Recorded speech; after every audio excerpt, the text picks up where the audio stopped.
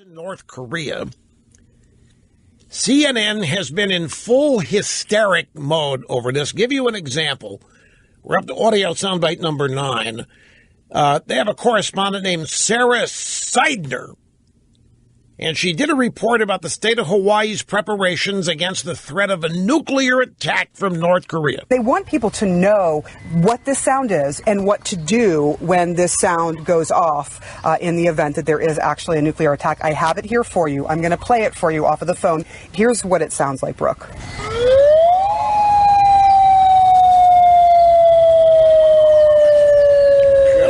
Lord! So that will go on, and it sort of, sounds like a wave. Right. So that's, if you live in Hawaii and you hear that, that means the Norks have launched. That means you're under nuclear attack. They want everybody in Hawaii who will have about 8 to 12 minutes. Once it's been learned that Kim Jong-un is launched with Hawaii as a target, what are you going to do in 8, 12 minutes? Not much you can do. Curse Trump and pray. I mean, it's Hawaii. What do you think they're going to do? Nothing you can do. 8 to 12 minutes, there's nowhere there's nowhere to go. It's an island. You can't get off the island. Airports would be full. There would be no way. So, if I were Hawaii, I wouldn't even run the siren. I wouldn't let anybody know. Let them enjoy the last 8 to 12 minutes. Don't play that. I mean, it can be over in a flash anyway. Why make the last 8 to 12 minutes of people's lives sheer horror? You imagine the people would die from the stress and EMS couldn't get to them in time because the nukes will land? Remember, Susan Rice says, don't worry about any of this. No reason. We should learn to tolerate nuclear weapons in North Korea, just like we did the Soviet Union. Did the Soviet Union ever attack? Did they ever launch nuclear weapons tests under the guise of trying to hit us? They didn't, did they? But nevertheless, we should have no fear of Kim Jong-un. Here is the forehead, Paul Begala. Last night, Anderson Cooper's show, Anderson Cooper said General Mattis and Rex Tillerson, Secretary of State, both coming out with variations of a more moderate statement. Trump said fire and fury, and Tillerson came out, it doesn't mean that. He's just speaking in the language that Kim Jong-un understands. Here is the forehead's interpretation. That's a terrific strategy for them now that the president has kind of messed up, to say, well, he didn't really mean that literally. But when the president speaks, especially in an international crisis, those words matter. That is no time to wing it. Frankly, his generals cannot allow him to go out unscripted. Whoa, what? Wait a minute, what? The generals can't allow him to go out unscripted? The generals can't allow... Are the generals running the show? The generals can't allow Trump... Do the generals have the authority to stop Trump from saying whatever he wants? You know what I heard? Tell me if you think this is true. There's a story that the new chief of staff, General John Kelly, is trying to get approval rights over Trump's tweets. Have you heard this? The chief of staff wants to see Trump's tweets before they're tweeted out, and Trump is supposedly outraged. He is supposedly ticked. Nobody's going to take over the Twitter feed. No matter what else they want, then nobody's going to touch that. I don't know if this is. There's so much out there, folks. There's no way of knowing what's true or not. But CNN's scared to death. They're playing the nuke is coming siren in Hawaii, getting people prepped for it. And now Begala wants the generals to somehow shut Trump up. And Trump is worried that Kelly might try to oversee the tweets. This is not good, folks. Not back in a minute. Okay, a little trivia question, a little pop quiz question, because the news is out there that Susan Rice of the Obama administration is saying that we just need to learn to tolerate the North Koreans having nuclear weapons, just like we've learned to live with the Soviets and the Russians. and whoever else has them. We're not on a constant state of war footing with every nation has them. Why are we with North Korea? Well, that's a subject matter best answered on its own, but I do have a trivia question.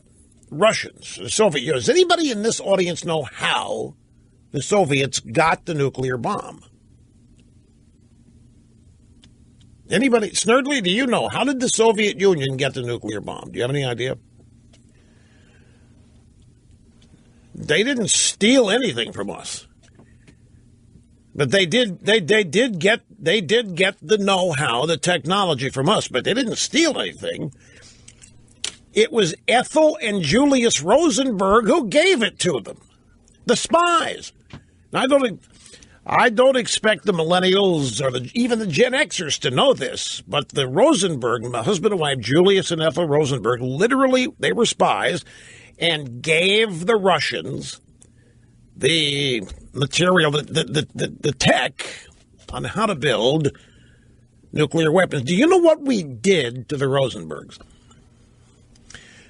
We executed them. They were spies. We executed Julius and Ethel Rosenberg. To this day, American leftists are outraged over this, but we did it. Now, how did the North Koreans get nuclear weapons?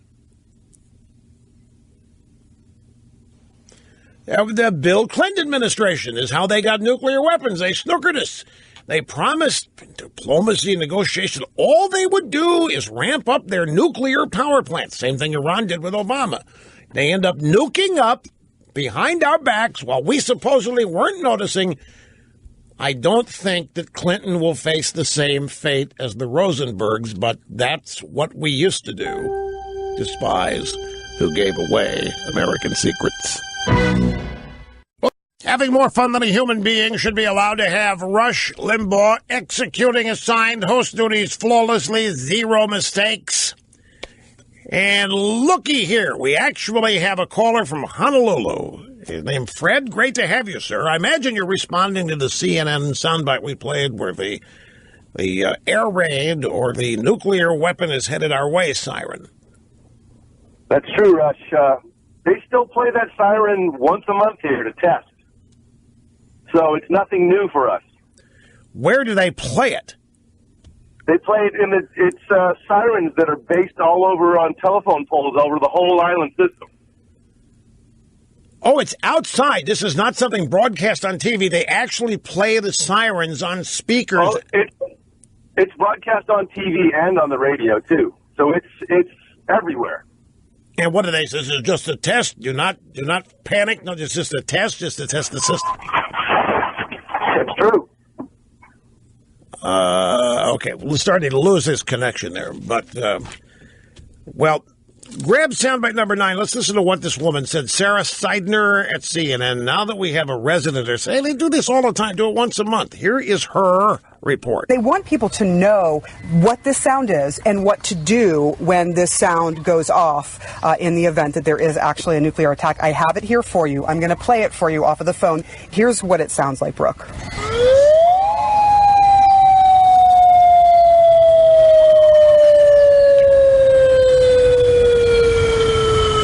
So that will go on, and it sort of, sounds like a wave. Right. Okay. It says Hawaii's preparations against the threat of a nuclear attack in North Korea.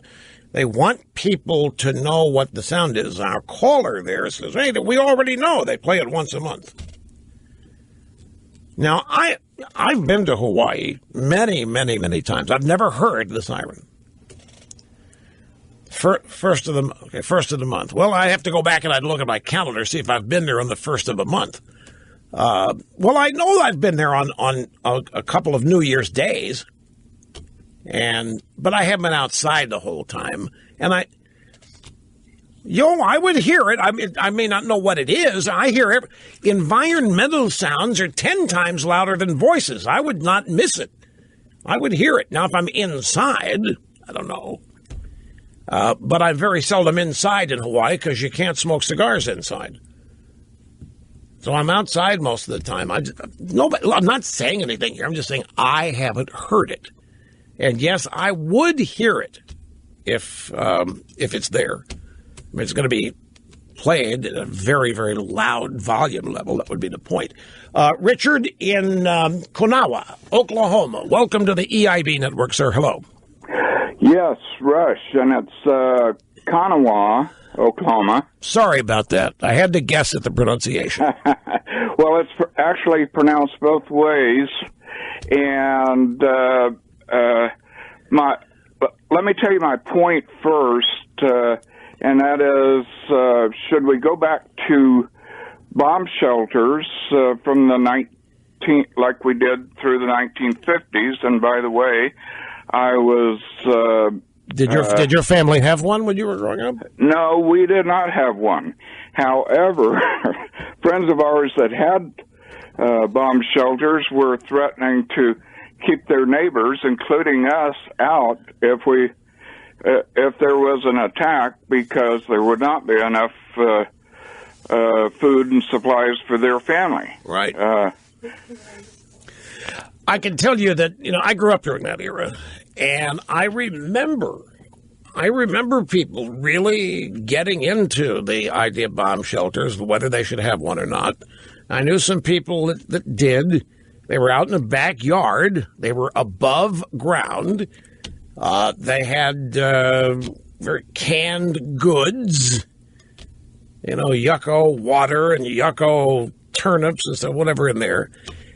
And then we went through the drills in grade school where we had to practice ducking and sitting under our desks in case of a nuclear attack. I mean, that's how prevalent it was. That's how on everybody's mind it was. It was considered a legitimate threat. It occupied a lot of foreground attention for a while.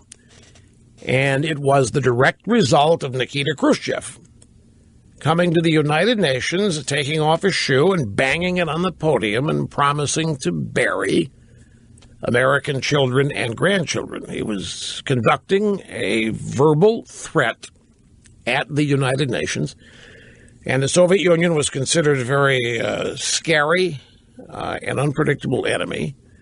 And nuclear, from the moment that I remember, I'm old enough to remember anything, nuclear preparedness, nuclear concern, nuclear panic, it was a part of growing up. Now, I personally can't tell you why I didn't get into it from the standpoint of fear. I thought, folks, my mother accused me of being a smart aleck as I was at earliest at age 8. And I remember thinking, are you kidding me? We're going to be safe ducking under these little desks in the classroom? Are you kidding? I never believed that. And I never believed the bomb shelters were going to make any significant difference either. What I do remember is how so many people thought all of this was a genuine and real possibility. And it was, as I say, it was a foreground thing. Much, not at all like today, where prior to this incident with North Korea, it's nowhere near. The last time I remember it being a front and center issue was in the 80s. And interestingly, it was when another Republican was president. That was Reagan. And I remember Phil Donahue with actress after actress from Hollywood going on his show, practically in tears and panic, asking, Phil, do you know what it's been like to grow up with a threat of nuclear holocaust every day? Do you know, Phil? I certainly do, and it's a horrible thing. Seems like these panic-filled moments occur only when there are Republican presidents, is my recollection on this. Quick timeout. Back in a minute. Welcome back. It's so great to have you here, folks. Rush Limbaugh, voice of reason, voice of calm. No histrionics and no hysterics here at the EIB network. Telephone number, if you want to join us, 800-282-2882. The email address, rushbo@eibnet.us. The latest North Korea story, if you really want to know the impetus, it's fascinating to me to follow these timelines. You know, we're all going along just fine. Kim Jong-un is who he is, and he's mouthing off, and he's launching his little podunks here and there. And then out of the blue, we get a news story. Just blows everything up. And it occupies everybody's attention. It focuses everybody's attention in the establishment, in the drive-bys. And, of course, every news story today, the New York Times, Washington Post, I don't care what the subject matter, every news story, prominent news story, front page news story, is designed somehow, related somehow, to Trump's unfitness, incompetence, dangerousness, effort to get rid of him. It's all part of that effort, whatever the story is. And so is this North Korea story. The North Korea story is not about the safety of the United States, per se. And it's not about Kim Jong-un as a legitimate threat. The North Korea story is being covered in a way to illustrate that Donald Trump is actually who is endangering the world.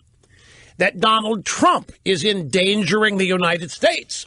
And why? Not because he's going to push the button to launch any nukes. No, it's because he doesn't know how to speak in a polite, presidential way that won't provoke somebody with nuclear weapons to launch. And in the liberal world, the media world, the Democrat world, if Kim Jong-un, right now supposedly is targeting Guam, you know what I think we ought to do?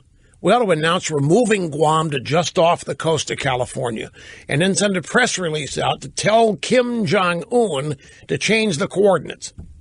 That we went out there and we got hold of Guam, we lassoed Guam and we've towed it near Catalina Island.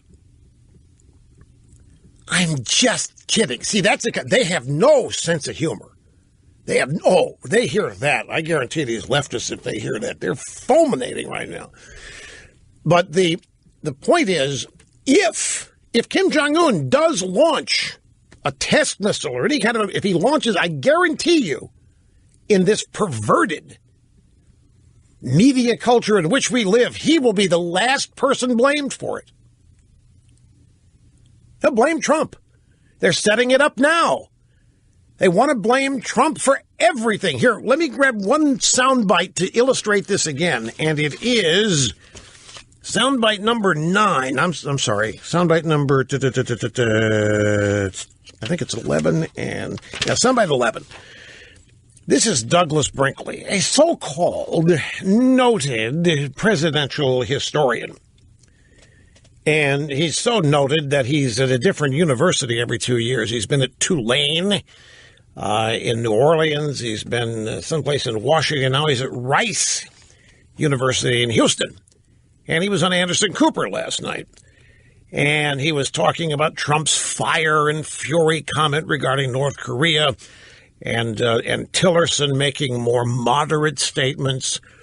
And he decided to compare General Mattis, who was the defense secretary, and General Kelly, who was the chief of staff, and how they're treating Trump. Now, get Nixon this. did go mad by 73 and 74. By the end of his administration, Kissinger would go in and hear Nixon say, bomb people to the, bejesus.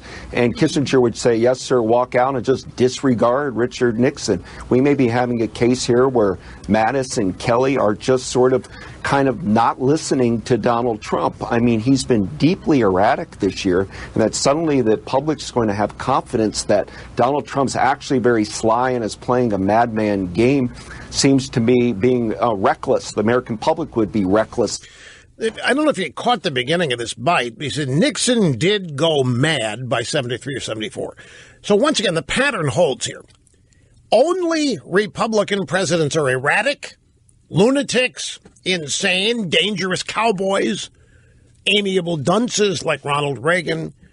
Nixon went mad, and now Trump is the worst of all of the elements that they hate about Republicans.